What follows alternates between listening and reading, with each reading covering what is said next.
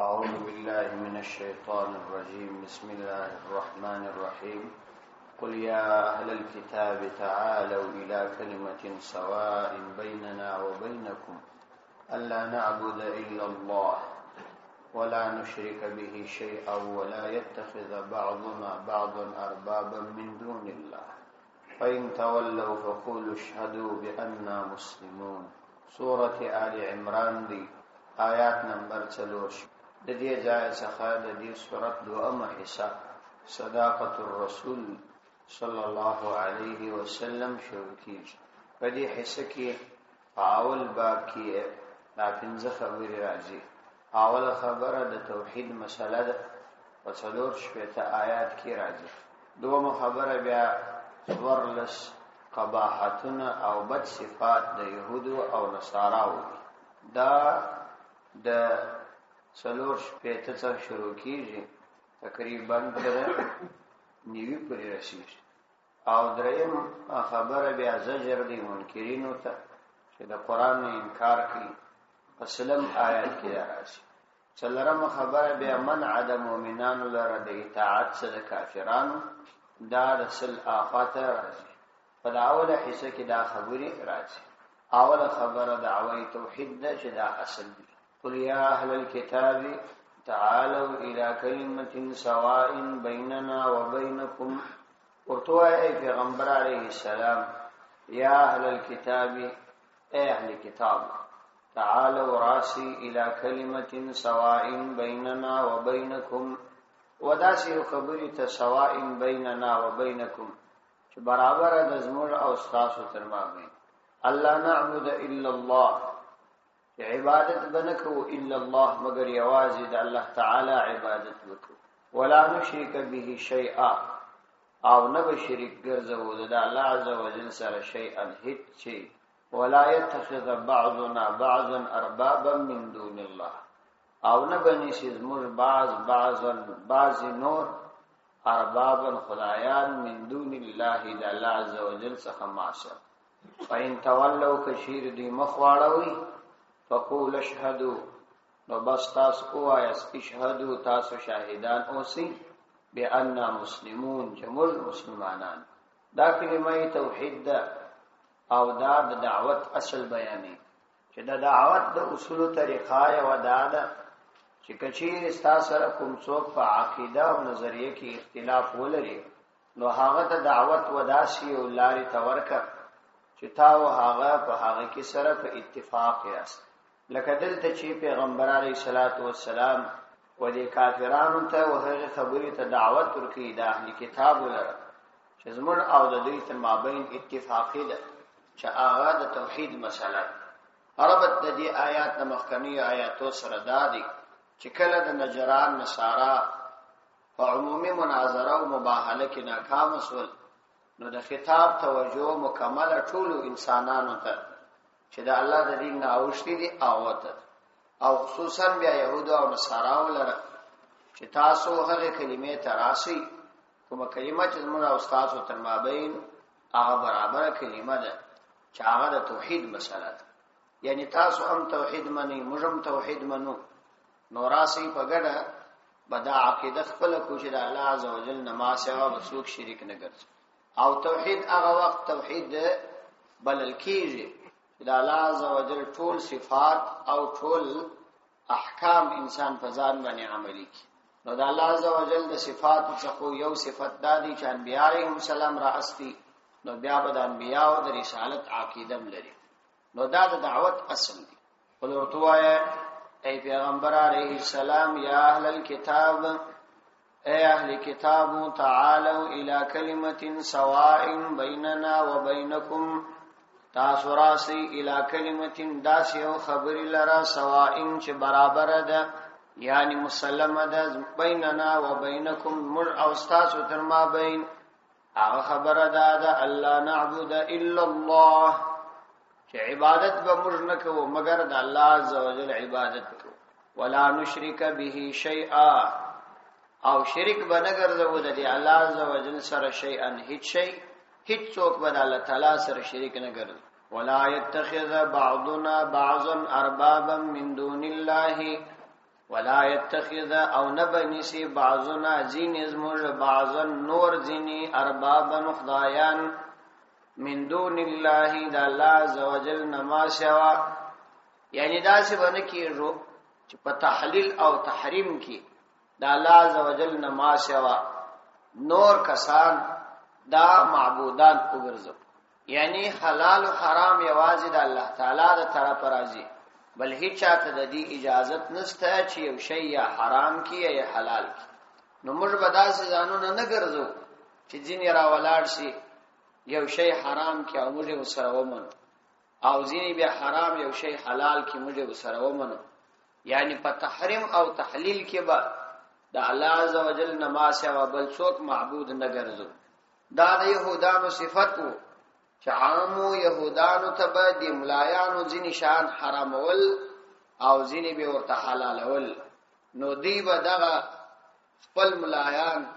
او خپل پیران دا د دې حلت او حرمت د پاره د تحریم او د تحلیل د پاره داسې مقصودی بلله لکه الله عز وجل چې انسان مقصودی بولی داسې عقیده به ورته درلودل او دا هغوی په خپل به حرام حلالول او حلال به حرام ول نو دا تحلیل او تحریم د الله عز وجل چې ما سوا د بل هیڅ حق نه دی تاسو به داسې نه کوي دا کار به نه کوي دوی خدا کار کاوه چنانچه علی بن حاتم دا عیسوی بیا ایمان راوړي رضی الله عنه پیغمبر علیه الصلاۃ والسلام تراغلی پیغمبر علیه السلام ته ویل په قران کریم کې دا راځي چې لا يتخذ بعضنا بعضا اربابا من دون الله نو موږ خدا خپل ملایان او د خپل پیران معبودان نه وګرځولي الله تعالی فرمایي چې نه بني سي بعض موږ ځینې او ځین نور لره اربابا خدایان د الله نه ماشه پیغمبر علیه السلام ورته فرمایل چې آیا دا سينوه چې تاسو ته به هغه کوم حکم درکې هغه د تورات خلاف تاسو ومنئ او یا به هغه ته ستې حکم درکې چې هغه په تورات کې د تورات د اصول مطابق حلال او تاسو به حرام کړی او د تورات د اصول مطابق به یو حکم حرام او تاسو بیا هغه حلال کړی نو دا سينوه دورتلو والحمدغه بس د خدایانو نیول یعنی په حرمت او حلت کې د چا خبره تسلیمول د الله عز وجل د خبرې په مقابل کې د پیغمبر د خبرې په مقابل کې دا به جائز نه دي نو دا بدعت هم دغه قسمه ده څوک د بدعتي سړي امداد کوي او د بدعتي سړي په ارتباط باندې شع کې دلري دا په حرمت او حلت کې هغه خپل معبود جوړوي ځکه بدعت حرام وي او څوک په یو چا باندې دلیل وایي چې پلاني دا عمل کاوه او هغه بدعت و دا به دلیل نه دی دا به جائز عمل نه دی فإن تولوا کدا خبري دعوت تاسو ورکي او دوی بیا مخ واړوي فإن تولوا کدوی د دې خبري څمخ واړوي تولوا دا مزید باب دی تولا يتولى تولا یا مزید فإن تولوا فقولوا اشهدوا بأننا مسلمون کچیر دوی مخواړوي فقولوا نو بس تاسو ورته وایاس اے مسلمانانو اشهدوا بس تاسو گواه او سری شاهدان او سری پدی اقرار بأننا مسلمون چې موږ اسلام راوړی یعنی موږ توحید منلی دي او موږ به د توحید په عقیده باندې یو تاسو کې منی او کې نه منی نبی کریم علیه الصلاۃ والسلام دغه دعوت اصول د امت د فاره هم وضع کړي چې دعوت چې چاته ورکړي داسې یو چاته چې تاسو سره په نظریه کې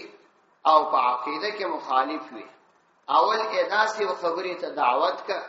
چې ته هغه دواړه په خبره کې اتفاق سره لري ځکه چې یو واری پر اتفاقی شانو باندې وکړه وسی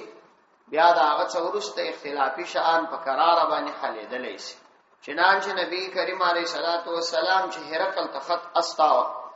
د هجرت په نهم کال باندې او یاد دې څخه مخ کې د هجرت په شپږم کال هغه خط کې هم دا آیات ورته لیکلي اخت کې تفسیری خط دی پیغمبر علیه السلام هغه ته دا خط لیکلي دی بسم الله الرحمن الرحیم من محمد عبد الله ورسوله د الله په نام باندې شروع کوم رحمان او رحیم دی د محمد صلی الله علیه وسلم چې د الله بنده او د الله رسول دی داغه د طرف الى هرقل او هرقل عظیم الروم چې د روم لوی سړی یعنی پاشا دی سلام علی من اتبع الهدى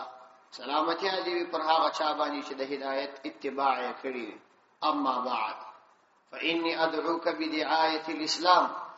زتات دعوت درکوم بدعاية الإسلام د اسلام طرف ته پرابللو باندې اسلام راوړه اسلم تسلم اسلام راوړه نو تب سالم پاتس د دنیا د عذاب بم نجات پیدا کړه د آخرت د عذاب یؤتیک الله اجرک مرتين الله بتا ته دو چند ثواب درکې یو دا چې خپل به ایمان راوړي بل دا چې ستاسو د ایمان راوړلو په وجه به ستاسو ټول قوم ایمان راوړي نو دوا اجر به الله درکې فإن توليت كتام خواړه فإن عليك اسم الريسيين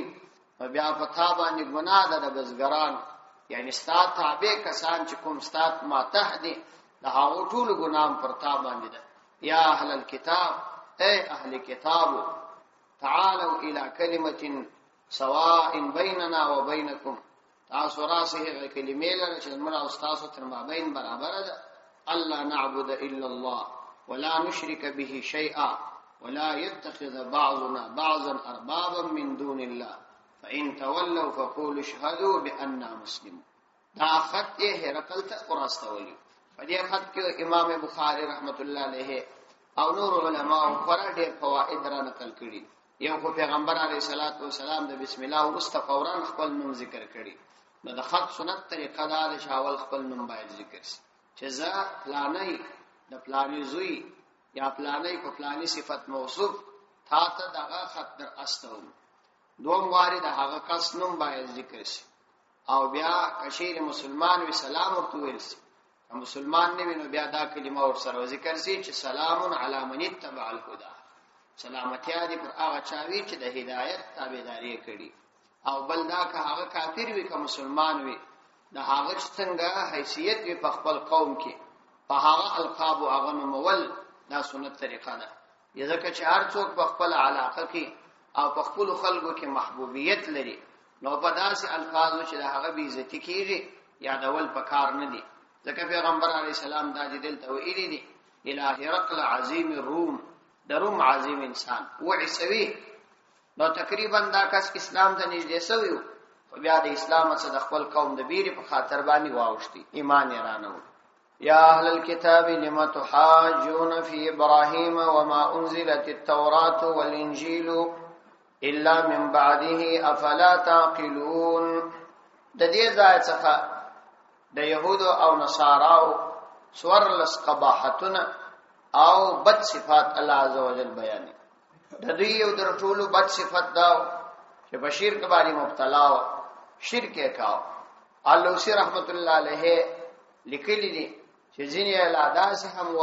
چې خپل ملایانو پیرانو ته سجده کول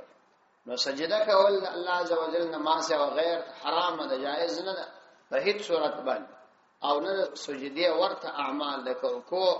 ورسلو باندې ورتل چاته سر ټټول دا ټول حرام دي جایز نه نو دوی یو عادت دا او شرک کاو بل غلط صفت دا او چې په دوی کې یو د بل په تحریم او تحلیل کې خدایان سره نیول یعنی فقط د الله عزوجل احکام چې هغه چا به حرامول چا به حلالول هغه به تسلیمول او دریم کباحت دادي چې دوی به د ابراهیم علیه السلام په ارتباط وې چې دا ابراهیم علیه السلام هم يهوديو او یا نصرانیو الله عزوجل په دې آیات کې د دوی ټینګ رد کړي چې تاسو ولې دا دروغ وایاست ابراهیم علیه السلام خو تاسو څخه ډېر مخکې هغه وخت هونه تورات نازل شوی و نه انجیل نازل شوی تاسو دا خبره څنګه کوئ یا اهل الكتاب ای اهل کتاب لم تحاجون فی ابراهیم تاسو ولې دلیل وایاست حجت بازی کوي فی ابراهیم په ابراهیم علیه السلام کې وما انزلت التوراة والانجیل الا من بعده حال دا چې نه دی نازل شوی تورات والانجیل انجیل الا من بعده مگر داغه نه ورسته افلا تعقلون آیا تاسو عقل نه لري د عقل ولې کار نه اخلي یعنی تاسو چې دا دعوه کوي چې ابراهیم علیه السلام يهودي یا نصرانیو حالانکه تورات او انجیل د هغه څه به ډیره زمانہ ورسته نازل شوی دي نو دا يهودیت او نصرانیت ورسته ایجاد شوی ابراهیم علی السلام څنګه يهودي او نصراني کېدلی شي ودای دریم خباثت چې درواغ به ویل او ځانونه به هم ابراهیم علی السلام ته منسوبول او هغه به پر خپل دین باندې بل یا اهل الكتاب ای اهل کتاب لم تحاجون ولتاسو حجت بازی کوي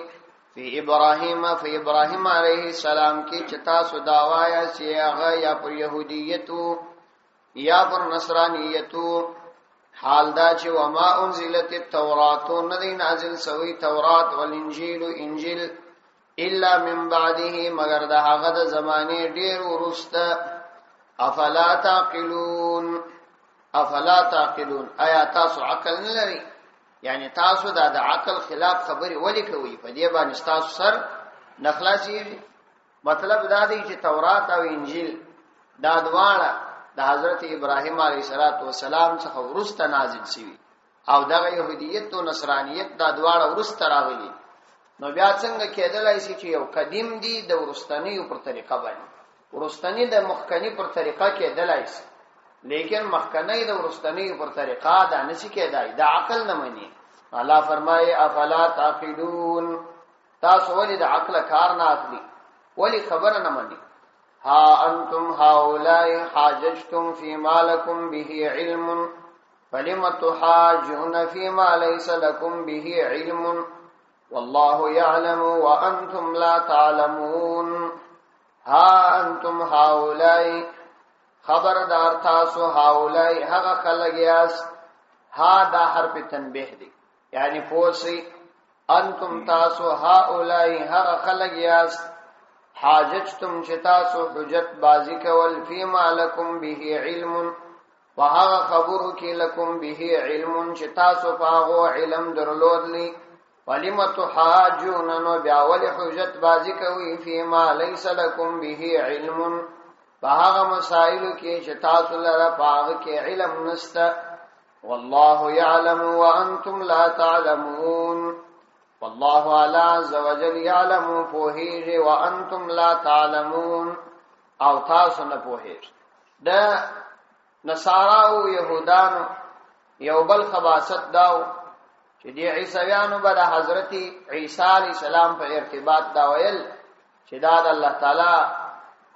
زوی دی العیاذ بالله او یا د خپل الہ دی او د دې لپاره به یو غلطه مقدمه یې شوده او د دې غلطي مقدمه بیا یو غلطه نتیجه راځي مثلا دی ودا مقدمه یې شودل دا دلیل به وایا چې ګوره ک عیسی علی السلام خدای نه نو داغه د عادت خلاف کارونه مړی راژوندې کول د فټو څمرغانو ته هوا ور کول مورزاده روند جوړول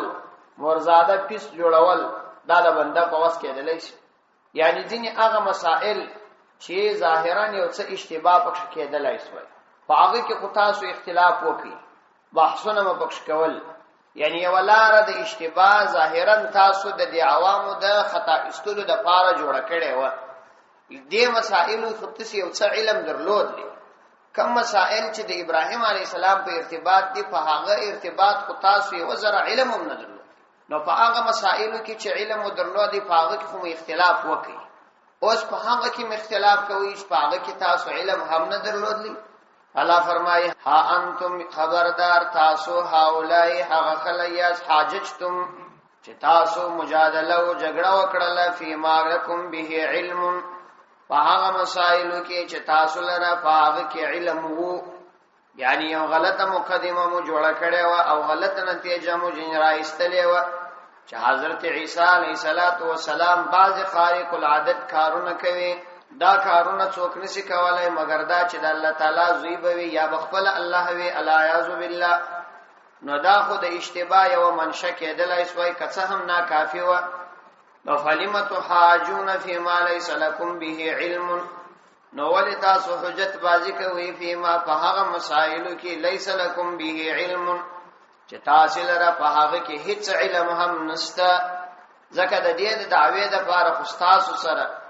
هیڅ د اشتباه دلیل هم نشته چې عوام ور باندې خطاب است ځکه د ابراهیم علیه السلام د شریعت فروع ستاسو د شریعت سره هیڅ موافقت نه لري نو تاسو بیا دا خبره ولي کوي مطلب دا چې دا حجت بازی دا که یو څه اشتباه وکړي تاسو عادت او مزاج ګرځیدلی چې تاسو بدا کوي نو دا د دې دریم خواصت دي شلرم خواصت چې د دې عادت دا بحث او مباحثه علماء د دې په ارتباط لیکلي دي چې مؤمن ته دا نه پکا چې له چا سره بحث او مباحثه وي ځکه پیغمبر علیه السلام فرمایي چې یو قوم ته بدبختی ها وخت راغلی چې کله دوی خپل تر مابین بحث او مباحثه بے ځای مناظرې شروع کړي نو د دې بے ځای مناظرو څخه منع راغلی او دا د یهودانو صفاتو چې هر ځای بحث او مباحثه کول مرد خلکو هم دا طبيعت دي دا مزاج ورته راغلی دي بل کار نه لري بس هر ځای چې بیکار کښینست بحث او مباحثه پر هر شی باندې بے ځای ډېری خبرې کوي او دا ډېری خبرې د انسان لپاره د آخرت پیټي درني حدیث کې راځي هر مجلس چې د الله عزوجل د ذکر څخه خالی قیامت پر ورځ پر سړی باندې بوج وي او الله عزوجل دا په ارتباط سوال کوي د انسان باید ډېر کوشش وکړي چې یو خبرې ګرځلې ونه کی دا خبرې مزمول به خډيره عادت هر مجلس کې چې کښینو به خډيره خبرې کوي په مجلس کې به تاسو ډېر کم یو څوک ویني چې خاموش به پاتې کیږي اکثره وخت دا مجلسونه چې تاسو ووینئ بس خبرې خامخا پکې شروع لازمي خو نه ده چې مجلس به خامخا د خبرو څخه ډک خاموش کښینستل دا ډېر لوی صفت دی من سمت نجا حدیث کې راځي څوک چې خاموش پاتې سو نجات یې پیدا یو د خیر مجلس به د خیر خبره وي هغه ثواب دی کنه دې ډېر خبرو څخه ځان ساتل پکار ما ليس لكم به علم والله يعلم الله عز وجل فوهيږي د ابراهيم عليه السلام په طریقه باندې وانتم لا تعلمون او تاسو نه پوهیږئ یعنی تاسو نه پوهیږئ چې دا رقم دعوی کوي په حقیقت کې هغه باندې هیڅ علم تاسو نه لرئ ځکه دا سي دعوی چې تاسو یې کوي چې سړی هغه معلومات نه لري معلومات یې داسې دي لکه نه معلومات نو تاسو کو قطعا معلومات هم نور باندې لري ما كان ابراهيم يهوديا ولا نصرانيا ولكن كان حنيفا مسلما اوس کله د دې دعوی په دلایل رد کړه نو صفا اعلان ورته کی نو چې کله تاسو دغه سي بیا ځای دعوی کوله او هلته علم په مثال د عدم علم دی نو اوس صفا واوري چې ما كان ابراهيم يهوديا نو ابراهيم عليه السلام يهوديا يهودي ولا نصرانيا او نصراني ولكن كان حنيفا مسلما ولكن كان لكن دون خبر او هغه حنيفا مائل د ټولو باطلو اديان څخه مسلمان مسلمان مستقيم پر صحیح لار باندې مسلمانو وما كان من المشركين او نو من المشركين مشرکان یعنی نه يهودي او نه نصراني او نه مشرکو لکه مشرکان چې ابراهيم عليه السلام ته ځانونه منسوبي بلکې هغه مستقيم د هر باطل دین څخه مائل حق دین ته برابر مسلمان ما كان ابراهيم يهوديا نو ابراهيم عليه السلام يهوديا يهودي ولا نصرانيا ولا او نصراني ولكن كان حنيفا مسلما لیکن هغه حنیفا مائل د ټولو باطلو ادیانو څخه مسلمان مسلمان وما كان من المشركين او نو من المشركين د مشرکان نو د يهودو او نصاراو مذهبي طریقې د حضرت ابراهيم عليه السلام په ارتباط هیڅ اعتبار نه لري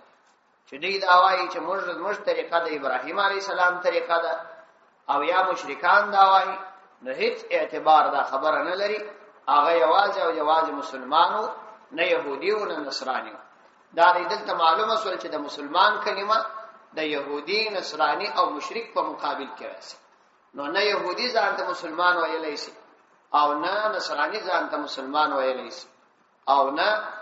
مشرک ځان ته مسلمان ویلای شي د ابراهيم عليه السلام په ارتباط د دې مسلمان کلمه د دې په مقابل کې کارول شوی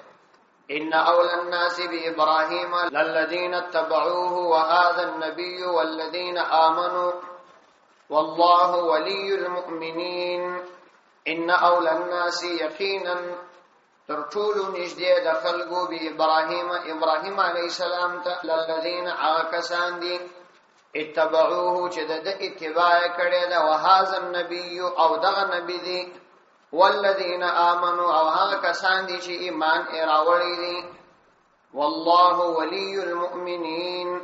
الله عز وجل د مؤمنانو دوست او کارساز. اوس یې صفاده خبره وکړه چې د ابراهیم علیه السلام تر ټول نږدې خلک یعنی صحیح په روان د ابراهیم علیه السلام هغه خلک دي چې د حضرت ابراهیم علیه السلام اتباع یې کړی د په زمانه کې او دا پیغمبر محمد صلی الله علیه وسلم او هغه کسان چې پر دې پیغمبر علیه السلام ایمان راوړي. نو اصل ابراهیمیان دغه دي، نور ابراهیمیان نه دي چې ځانو ته ابراهیمیان وایي. البته ان اول الناس یقینا ترټولو نږدې د خلقو به ابراهیم علیه السلام ته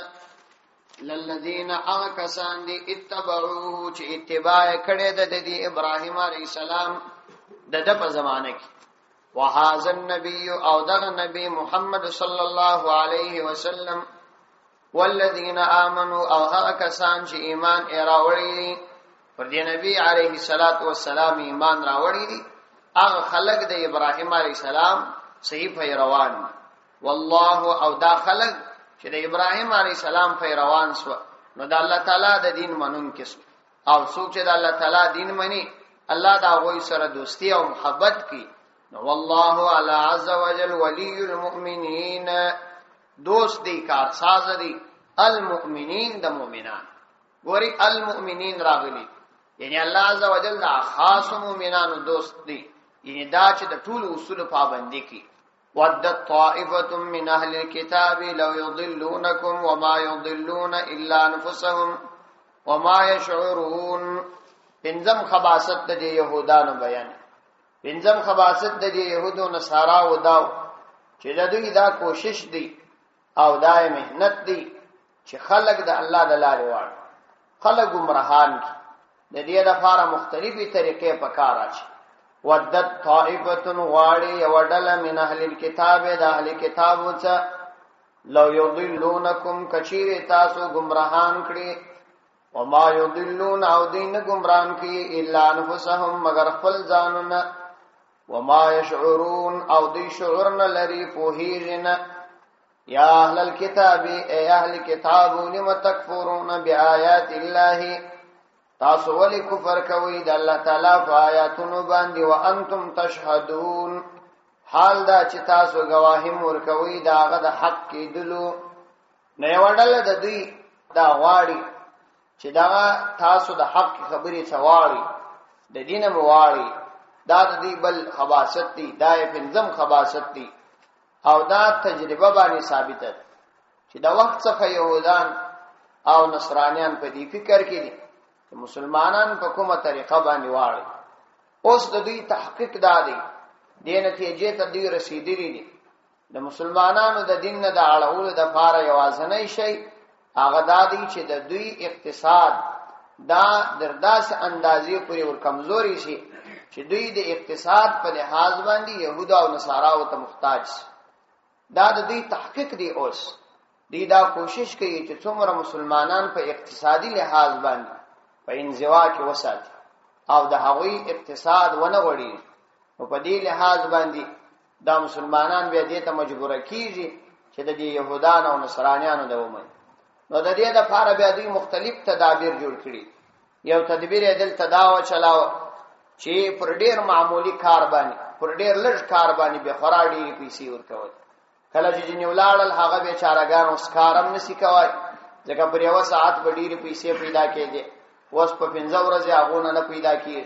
کار هم ځړه نه غواړي پیسې هم پلاس نه ورځي. نو لا محاله فداس یو کار په تلاش کی چې ډیر پیسې وي ولو کاغه د ایمان په بدله کې پلاس ورسي ولو کاغه د بی عزتی په بدله کې پلاس ورسي خدای دا هغه په تلاش کی. دا یو کار او چوي چلاو او څه کسان یې په دې باندې مبتلا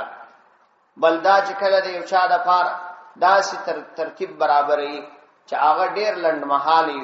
چې کله خلک یې واره په سہولت او اساني او مختصي او بیا غشي جنې بند کی نو د خلکو مزاج د سہولت سره جوړ شوی لکه دا عربي نړۍ کې چې وستا سلسله روانه ده خلک ټول په سهولت او استراحت باندې مخته کړل اوس د دین د پاره چې یو غړی دغه د دې اسباب ور باندې بند کی نو ټول به د ایمان لاس پری دا د دې مهنت دی په دې ارتباط باندې یو عالم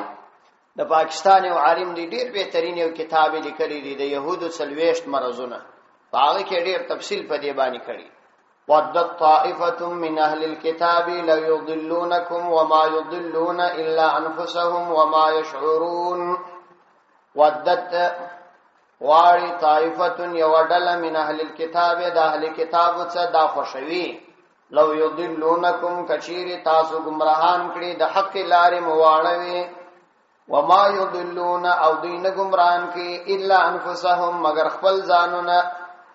یعنی دوی خپل د الله په عذاب کې گرفتار دي چې په گمراهی اخته دي خپل ځانونه خپل گمراهان کړي وما يشعرون او حال دام دي شعورم نه لري په دې خپل غلطي باندې پوهیږي هم یا اهل الكتاب اهل کتاب لم تکفرون بآیات الله وانتم تشهدون شپږم خباثت دي د الله عزوجل د آیاتونو انکار کوي یا اهل الكتاب اهل کتاب لم تکفرون بآیات الله تاسو ولې د الله عزوجل د آیاتونو کفر کوي وانتم تشهدون حال دا دی چې تاسو گواهی ورکوي یعنی په تورات کې د نبی کریم علیه السلام په ارتباط باندې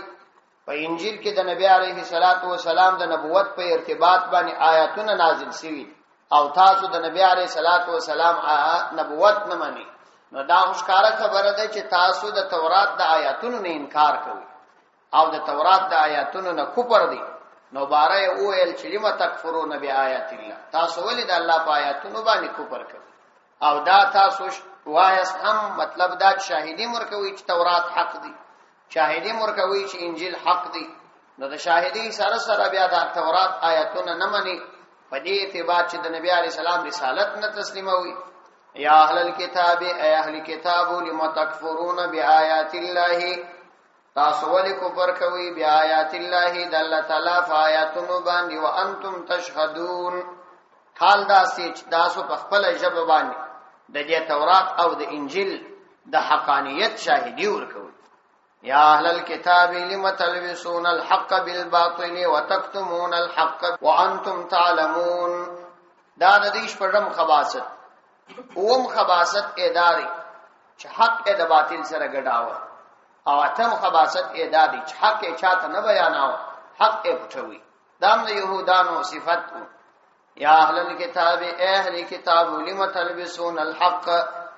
تاسو ولې ګډوي الحق حق بالباطل فباطل سره وتكتمون الحق اول پټوي حق